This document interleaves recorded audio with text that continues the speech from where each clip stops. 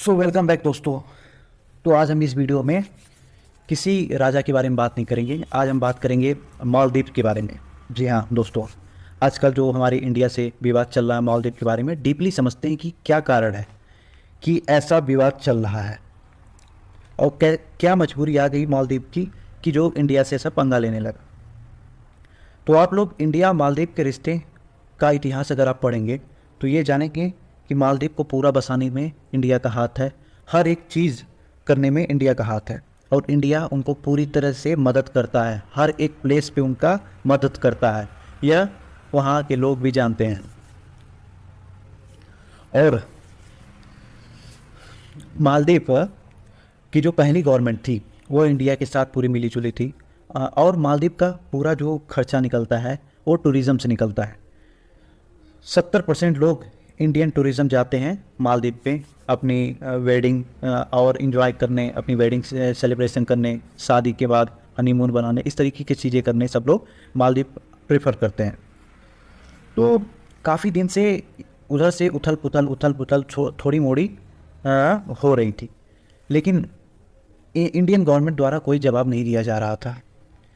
अब उथल पुथल क्यों हो रही थी? आप लोग बोलेंगे, अभी आप बोलेंगे कि जो पिछली सरकार थी भारत के साथ मिलजुल के काम करती थी। हाँ, अभी लेटेस्ट ही वहाँ की गवर्नमेंट चेंज हुई है, मोइज़ो वहाँ का राष्ट्रपति बना और ये एक मुस्लिम शासक है और यह जो है भारत का बहुत विरोध करता है मतलब कि जैसे हमारा इस मुद्दे पे कि राम मंदिर बन रहा है, ये सब इस सब मामलों में भारत का काफ़ी वह विरोध करता रहता है और अंड बंड बोलता रहता है।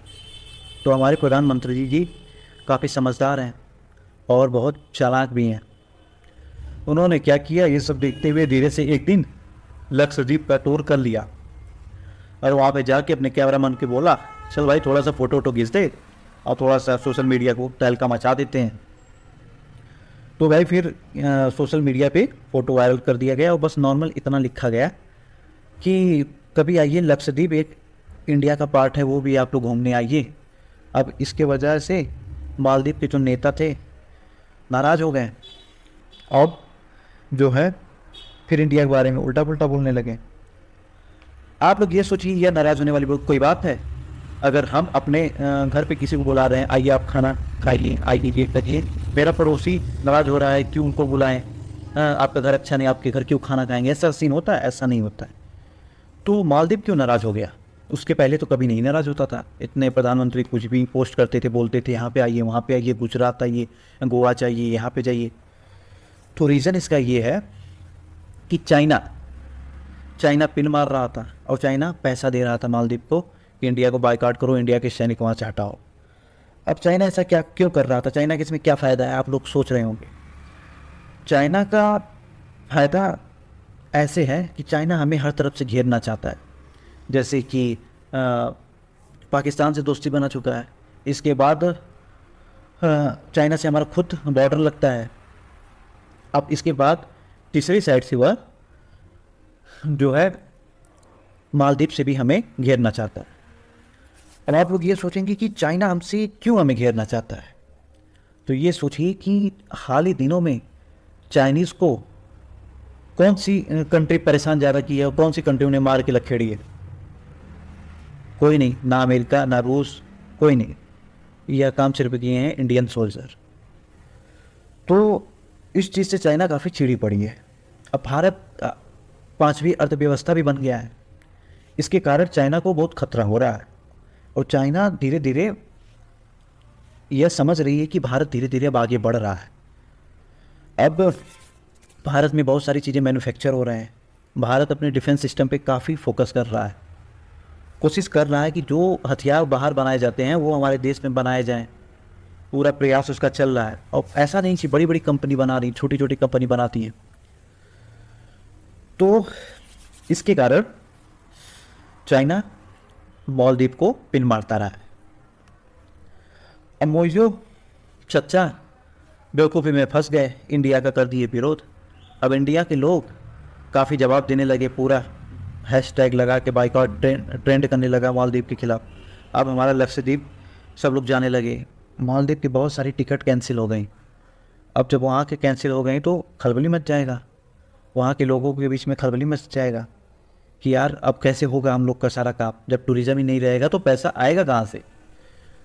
तो वहाँ की जो 3 पार्टियाँ हैं शायद, और 2 पार्टियाँ जो हैं उनको पूरा विरोध करने लगीं। वो दोनों पार्टी पूरा अहमियत समझती हैं भारत की, कोई भी दिक्कत होता तो भारत बचाता था हर जगह। अब जब भारतीय लोग ही नाराज़ हो जाएंगे तो मालदीव का हेल्प कौन करेगा। हाँ, और एक चीज़ और है, भारतीय गवर्नमेंट ने मालदीव में अपने सोल्जर भी तैनात किए हैं। सोल्जर किस लिए तैनात किए हैं, ताकि विदेशी लुटेरों से, समुद्री लुटेरों से उन्हें बचाया जाए। और वहाँ के लोग जो हैं बीमार उमार होते हैं तो उन्हें हेलीकॉप्टर के जरिए इंडिया लाया जाए, उनका इलाज कराया जाए, यह काम था। अब वह लोग चाइना से मिल गए। चाइना काफ़ी मालदीव से दूर पड़ रहा है। मोइजुद्दीन सोचता था कि चाइनीज़ लोग आएंगे टूरिज़्म करने के लिए। अब चाइनीज़ उतना टूरिज़्म करने मालदीव आ नहीं रहे हैं, इंडियन जा नहीं रहे हैं। अब मालदीव में सब कुछ है लेकिन हॉस्पिटल नहीं है। एक ही हॉस्पिटल है जो इंडियन गवर्नमेंट ने बनाया है, वो भी 300 बेड का बस। तो 300 बेड में कितना ही इलाज हो जाएगा, क्या ही इलाज हो जाएगा। अब इसके बाद जब धीरे धीरे बीमार होने लगे वहाँ के लोग, अब इसके बाद उनके पास जगह नहीं बची इलाज करने के लिए। तो अब करे क्या। अब वह सोच रहे थे चाइना आएगा अपने देश ले जाएगा। अब चाइना आएगा अपने देश ले जाएगा, लेकिन चाइना क्यों ले जाएगा, चाइना को क्या फ़ायदा हो रहा है। चाइना को फ़ायदा तो खैर हो रहा है घेरने के लिए, लेकिन फ़िलहाल में तो उसका ज़रूरत नहीं है। उसका कितना पैसा खर्चा होगा अगर हर एक व्यक्ति बीमार हो रहे हैं, उन्हें इलाज करने के लिए चाइना जाना पड़े तो इस चक्कर में काफ़ी दिक्कत होगी और पैसा ख़राब होगा चाइना का। तो चाइना बहुत समझदार है, दिमाग वाला, उसने अपना हाथ पीछे खींच लिया। अब मालदीव की जो करंट गवर्नमेंट है सदमे में आ गई।